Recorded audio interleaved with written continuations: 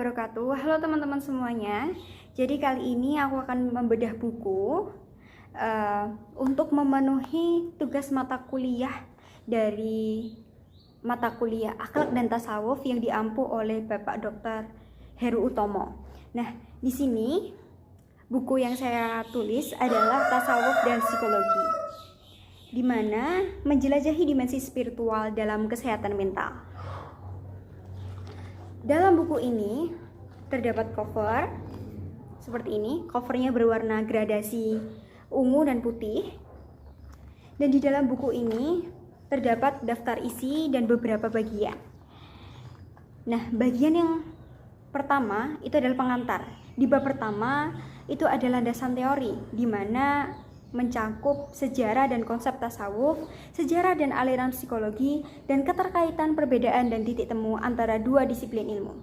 Yang kedua adalah dimensi spiritual dalam kesehatan mental. Itu mencakup kesehatan mental dalam perspektif Islam dan peran tasawuf dalam kesejahteraan mental.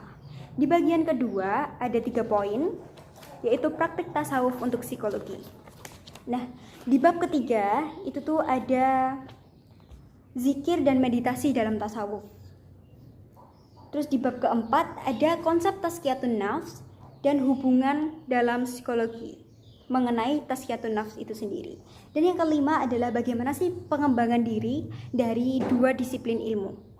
Nah, di bagian ketiga, bagian yang terakhir itu terdapat studi kasus di era modern. Di bab ke-6 itu ada bagaimana sih tasawuf dan psikologi di era modern, bagaimana peran, tantangan, dan peluang tasawuf hingga integrasi tasawuf dalam psikoterapi dan bimbingan konseling. Dan yang ketujuh yang saya sebutkan tadi ada studi kasus dalam perbedaan perspektif. Nah, yang kedelapan adalah kesimpulan dan saran. Buku ini saya tulis sejak bulan Februari dan selesai di bulan Maret dengan kecanggihan teknologi yaitu AI. Dan saya memilih judul ini karena saya tertarik mengenai dua disiplin ilmu yang digabungkan yang sama-sama membahas mengenai jiwa. Yang tadi saya sebutkan di bab pertama di bab 1 di poin C mengenai keterkaitan dan perbedaan hingga titik temu antara dua disiplin ilmu. Di halaman 27. Nah, ini. Di sini titik temu antara dua disiplin ilmu adalah sama-sama membahas mengenai jiwa, sama-sama membahas mengenai kesehatan spiritual gitu. Meskipun berbeda dalam pendekatan, baik psikologi maupun tasawuf sama-sama tertarik untuk memahami diri manusia itu sendiri. Psikologi mempelajari proses mental seperti emosi, motivasi, dan kepribadian. Sementara tasawuf menjelajahi aspek-aspek spiritual seperti hati, jiwa, dan kesadaran. Nah, di bab 8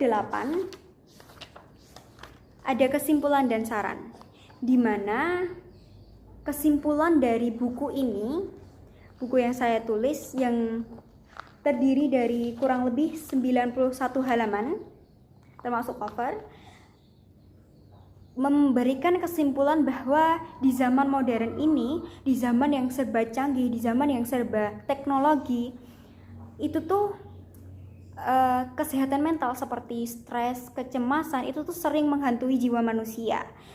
Nah, adanya integrasi dari tasawuf dan psikologi itu sendiri antara warisan spiritual Islam dan psikologi modern itu tuh bisa menawarkan jalan keluar, memberikan kombinasi dengan pendekatan holistik untuk kesehatan mental, menggabungkan kebijaksanaan kuno dengan ilmu pengetahuan yang terkini. Praktik tasawuf dalam psikoterapi seperti meditasi, refleksi diri, hingga berdoa itu membantu kita untuk menyelami diri, menemukan makna hidup, dan membangun kesehatan mental. Integrasi ini adalah jalan alternatif yang ampuh di tengah gempuran materialisme dan individualisme dari manusia itu sendiri. Mengingatkan bahwa kita adalah makhluk spiritual yang merindukan kedekatan dengan Tuhan. Dengan menyelaraskan aspek psikologis dan spiritual, kita dapat meraih kedamaian dan menjalani hidup yang lebih bermakna.